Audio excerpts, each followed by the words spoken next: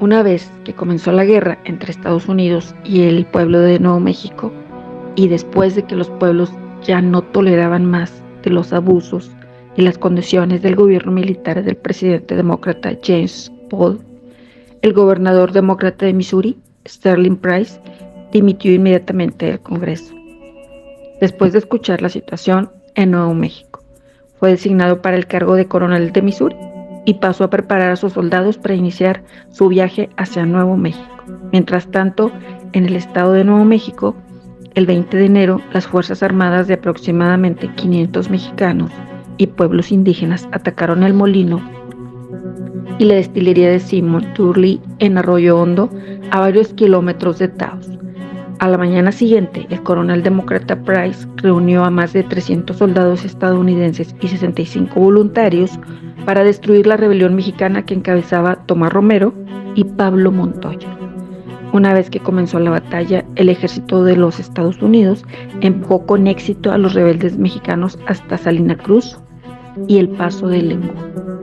El ejército mexicano de Tomás Romero y Pablo Montoya luego se retiraron y buscaron mejor posición en el pueblo de Taos. Se refugiaron en una iglesia católica de adobe que tenía gruesos muros.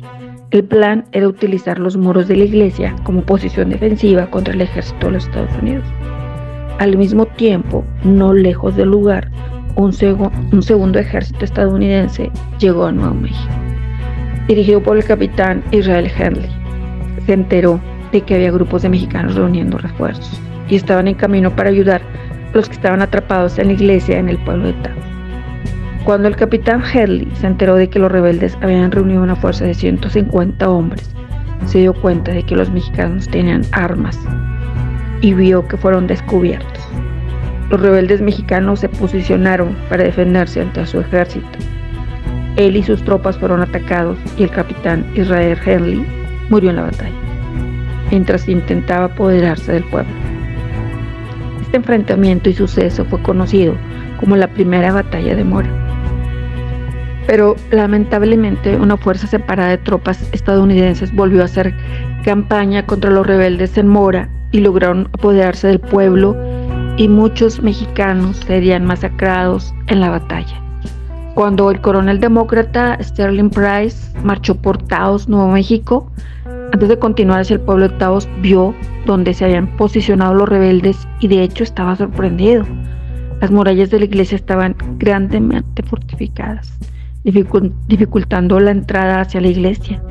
Entonces el coronel demócrata Price ordenó a sus soldados que trajeran los cañones para demoler los muros de la iglesia.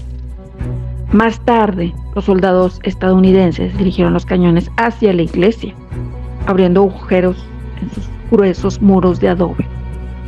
En la batalla que siguió, más de 150 rebeldes mexicanos murieron en batalla.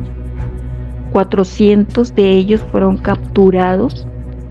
Solo 7 estadounidenses murieron en la batalla, incluido el capitán John Purvis.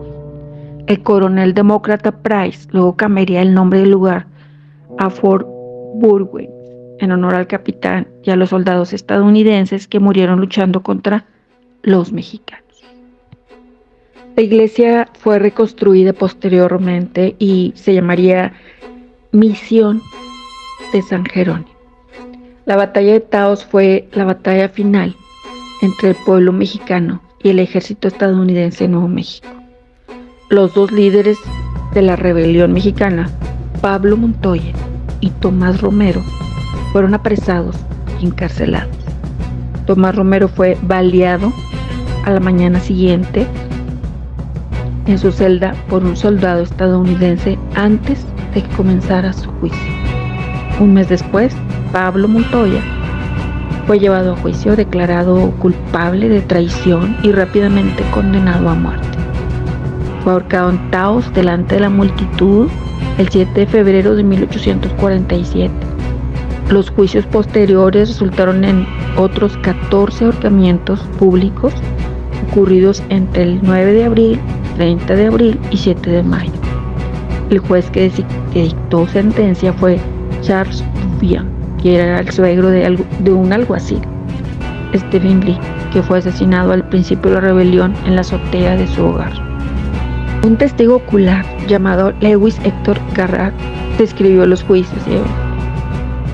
Ciertamente pareció ser una gran suposición por parte de los estadounidenses conquistar un país y luego procesar a los habitantes rebeldes por traición. Los jueces estadounidenses se sentaron en el estrado, los nuevos mexicanos y los estadounidenses llenaron el estrado del jurado y un soldado estadounidense custodiaba los pasillos. En verdad, una mezcla de violencia y justicia, un extraño término medio entre la ley marcial y la ley común. Después de una ausencia de minutos, el jurado volvió con un veredicto: culpable, primer grado, 5 por asesinato, 1 por traición. Salí de la habitación con el corazón enfermo. Justicia fuera la palabra, cuando su significado distorsionado es una orden para asesinar a quienes solo defendieron sus hogares y fueron los últimos que defendían lo único que tenían: